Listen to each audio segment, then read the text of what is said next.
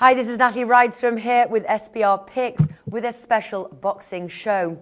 Today I'll be interviewing the man, the myth, the legend, none other than Swinging Johnson, to get his take on Saturday night's showdown in Pacquiao, the Manny Pacquiao versus Chris Algieri fight. Now, without further ado, joining me now is Swinging Johnson himself. Swinging, welcome to the show. Well, hello there. I don't know if you've been cutting carbs, working out, or you just found yourself a brand new hair and makeup team, but Loshak, you have never looked finer. Well, thank you, Swinging, but this is actually Natalie Rydstrom here. Yeah. Is this the lovely and talented Miss Natalie? That might be her, yes, that might be her. Pete actually is having his wisdom teeth out, so it's the first time that he's been rendered speechless, and I thought this would be a fantastic opportunity to get to interview you. Are you flirting with me, Natalie? Yeah, maybe just a little bit. Oh, you're making me blush. Yeah, isn't that kind of ironic that Loshak is getting his wisdom teeth out? I mean, there's a joke there somewhere, isn't there? There certainly is, but long may it last. I think he's out for a good week, so we'll see how that goes. Now let's move on to the topic here. The big fight this weekend. I've read your article breaking down Saturday's fight. I'd like to pick your brain on some points here you touched. Firstly, it seems that if there was still a Manny Pacquiao bandwagon, you wouldn't bet on it. Now, have you lost money betting the Pac-Man in the past? Well, you know, he is normally the prohibitive favorite. And to me, like, for instance, in this fight, he's about 1-8. I mean, you have to lay $800 to win $100. And I'm thinking to myself, you know, if you need $100 that bad, well, chances are you don't have the 800 in the first place. So he's really not the kind of guy that involves a great deal of allure to someone like me. However, the challenger, he just might. I thought you were one for a bit of a risk, though, Swinging. I am a risk taker, but I try not to be stupid. And in this particular fight, I think we're looking at three props, Natalie, that really, they might have some real value, some real betting value, as we like to say here at SBR. All right. Well, it looks like you believe the size and reach advantage will be keys to an Algieri victory. But despite being the bigger man, you don't see this one ending by knockout and fancy Algieri by decision, which is priced at 12-1 at William Hill. Now, tell me how you see the fight playing out. Well, you know, this is not the Manny Pacquiao of 5 or 6 years ago when the fight world was clamoring for a showdown between he and Floyd Mayweather. As a matter of fact, Pacquiao has not knocked anyone out since 2009.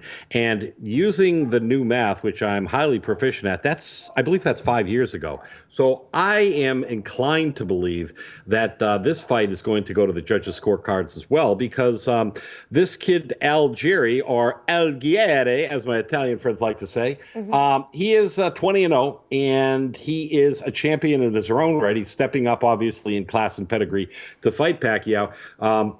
But to me, I'm not going to lay 175 that Pacquiao is going to knock Algieri out, nor am I certainly not going to lay 1-8 that he's going to win the title here. I think that, quite honestly, I think Algieri is a pretty decent underdog. But you know what? Instead of backing him at, say, plus 525 to win, I don't see him knocking the Pac-Man out, to be perfectly honest with you. I mean, if he does win, if he does have a shot, he's going to win by decision or technical decision, and that's 12-1. So that's the method of victory that I'm taking. I'm going to back the kid here, Algieri, at to win by decision at 12-1.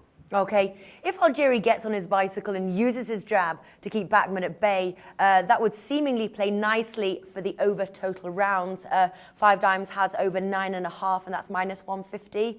Now, I know you fancied the over 10.5 at Ladbrokes, but how about the over 9.5? By God, you have done your homework, haven't you, Natalie? I try. I knew I was interviewing you here, so I knew I had to make an effort. You are the best.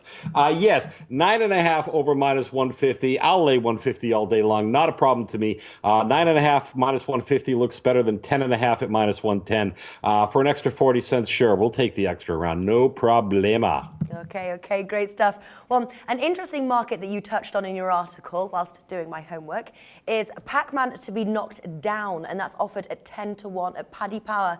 Now, if anything, these odds surprise me, considering he was put to sleep again now against Juan Manuel Marquez and needed smelling salts to wake up. So how likely do you think it is that this bet cashes?